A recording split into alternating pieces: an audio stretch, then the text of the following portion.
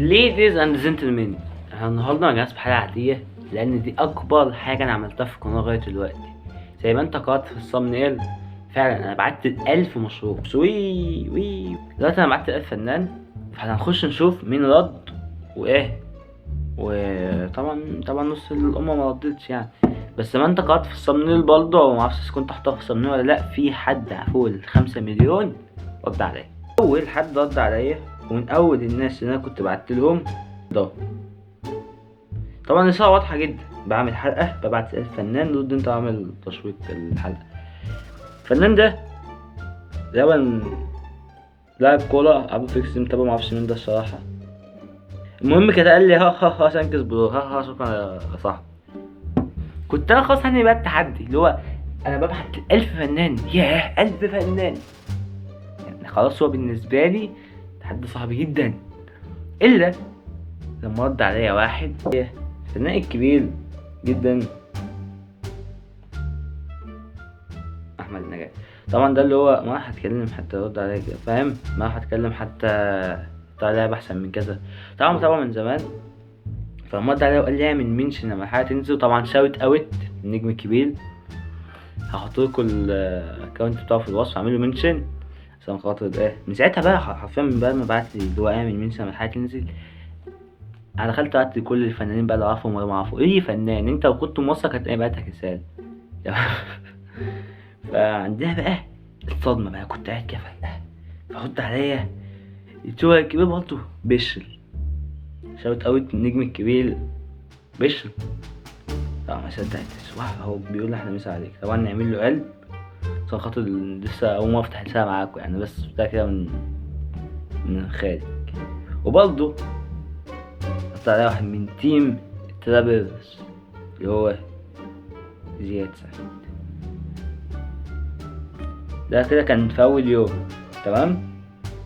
وده رد عليا برضه ان ايه، انت حبيب اخوك، انا مش انا مش فنان، احنا اخوات هنا واحد.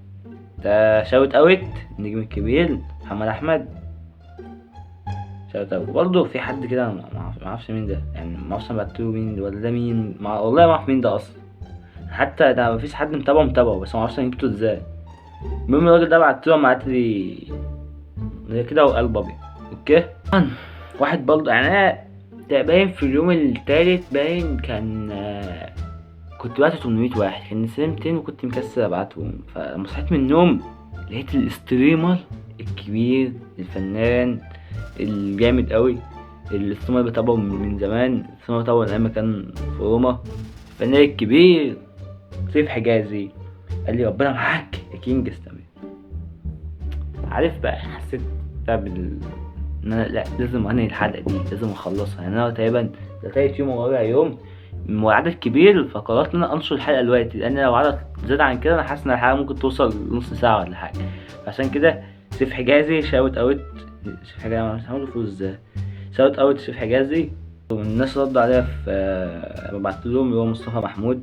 طبعا عشان مصطفى محمود هو بيعمل وصفات، بيعمل محتوى كونتنت جميل، انا بتابع الكونتنت ده. برضه قال لي حبيبي يا عم. وبرضه علاء ايوه رد عليا قال لي اهلا وسهلا يا حبيبي. مين تاني؟ علي عبد الوهاب مثلا كمثال، رد عليا قال لي يا عم حبيبي بالتوفيق. طبعا انا كنت يعني انا زي ما قلت لك كنت عايز انهي الحلقه بس خلاص زي بقى. خالد المصري قال لي فنان يا عم ماشي اهلا مسا. شاوت اوت برضه النجم الكبير خالد المصري. طبعا انتوا كده عايزين تعرفوا مين الواحد اللي عنده 5 مليون اللي خد 6 مليون اللي عامل لي يرد عليا. بس انتوا مش تعرفوه الا في اخر الحلقه، اخر ثانيه في الحلقه، وما اعرفش ممكن اقوله دلوقتي والله. ده برضه الفنان الكبير رد عليا ايه ده. طبعا شاوت اوت النجم الكبير انا رد عليا من شويه. لا حبيبي اتفضل يا حبيبي. طبعا هو اي حد بقى كاتب عنده ميوزك فيديو، انت لو كتبت عندك ميوزك بتصل تاني بعتلك رساله. واحد برضه اسمه مينا قال لي بس انا يا عم، وقال لي مش فاهم فهمته الفكره، قال لي بص بس انا مش مشهور يا عم. قلت له يا عم متقولش كده، تمام. فاحنا هنبدل بقى الاكونت التاني اللي هيبقى فيه رساله اول حد رد عليا في الاكونت التاني كان مصطفى علاء الدين الفود بلوجر، رد عليا برسالة بيقول فيها وانا هرد اهو، رديت بس انا مش فاهم اي حاجه، بس انا رديت اهو. طبعا نص رد عليا انا مش فاهمين الرسالة بتاعتي فيها. يوم انا واضحة جدا، بعمل حلقة ببعت لي الفنان، رديت انت، رد انت وعمل تشويق الحلقة، في حرف غلط في الجملة، طب في حاجة مش واضحة؟ معرفش، مفيش حد فاهم. قلت له جامد بقى، قلت له بص انا يوتيوبر لا بلا بلا بلا بلا بلا الكلام ده. اوكي، طب ربنا معاك يا عم، ربنا معاك، ربنا يوفقك احلى تحيه لكل الفولورز اللي عندك بقى، وروق عليهم كده واعزمهم على الاكل، بما انها فود بلوجر اعزمهم انت، مش عازم حد. فطبعا يعني زي ما هو بيقول لكم، مصطفى علاء الدين بيعزمكم على الاكل طبعا، كل يخص يبعته طبعا. طبعا عندكم مصطفى علاء الدين احسن فود بلوجر في مصر طبعا. وبقى الناس اللي انا بتابعهم بس مش على الاكونت بتاع الاكونت التاني اللي هو احمد جاسر.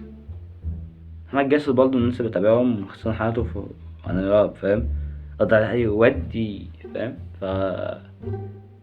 طبعا هو مع كل حد بقى بيرد، واحد بيبقى عنده ايه شغف ان هو يكمل ويبعت الالف فنان ديتي.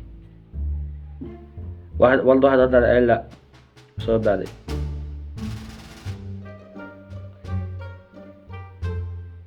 الفنان الكبير خالد بيقول لي جود لك، بيقول لي حظ موفق لك، فا اوكي. واحد عمل لي قلب على رسالة، بقول له بعت له رسالة، قال لي يعني انا من 1000 يعني. طبعا مش هبعت لك الرسالة يعني عشان فاهم يعني اكيد هبعت لك انت فنان يعني. قال لي انا من 1000، قلت له صح. الفنان الكبير عبد الرحمن، عارف فنان في الدنيا ده تقريبا اكتر فنان فاعل معايا يعني. هو بعت له رسالة فبعت لي رد بيقول لي فيه ازيك يا عبودة، عامل ايه؟ انا مش فنان، بس قول لي مين الفنانين اللي انت عايزهم يرد عليك وانا هحاول اساعدك. فنان يعني شوت اوت النجم الكبير. طبعا يعني فكرة بس ان الواحد يعني حاسس حاجة فاهم، مش عارف حاسس بمصلحة، بس حاجة اتمنى تعجبكم. مهم anyway قلت له ان انا والله انا بعت لناس كتير شكرا على الشيء. طبعا شوت اوت تاني النجم الكبير اللي انا هعمل له. لا خلاص الكلام اوكي، كنت اعمله كل اللي عندي يروح اعمله فولو دلوقتي. واخر اكونت معايا بجد والله محد رد على الاكونت ده بجد ولا انا بحلم؟ طيب يعني انا بعت هنا يعني ده اكتر اكونت انا بعت فيه ناس بجد، مش حد رد هنا خالص. لا تصدق حد رد. المهم ده انا شفت علامة انا كده وانا بقلب،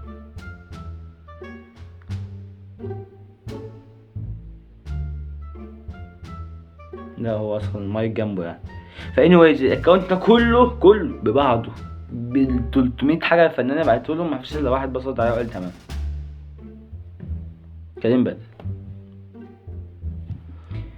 طبعا بما انكم اشتريتوا كتير فجاء الوقت الدول اللي انا اقول لكم مين فيه الفنان عنده 5 مليون اللي رد عليا، وهو ابراهيم حجاج الممثل السعودي. هو 5.9 وهو كده دلوقتي داخل على 6 مليون رد عليا. انا اتفاجئت يعني، ما تتوقع يعني بقى طبعا يعني بعت كريستيانو وتركي آل الشيخ وناس يعني بالملايين زي عمرو دياب وابراهيم حجاج مثلا. فلما ادخل الاقي حد مثلا بيرد عليا يا لهوي ورد عليا قال لي يا رب اكون اول واحد رد بالتوفيق في حلقتك. فشوت اوت طبعا النجم الكبير ابراهيم حجاج، كل عنده يعمل لي فولو ماشي. وبكده نكون خلصنا الحلقة. انا عارف ان الحلقة ممكن تكون غريبة شوية بس يعني بقول لكم الناس ردت عليا فاهم. لو عجبتك الحلقة ما تنساش تعمل لايك واشتراك، شوف الحلقة ديت الحلقات الجاية. anyways gracias لكم جميعا و thank you everybody و see you later.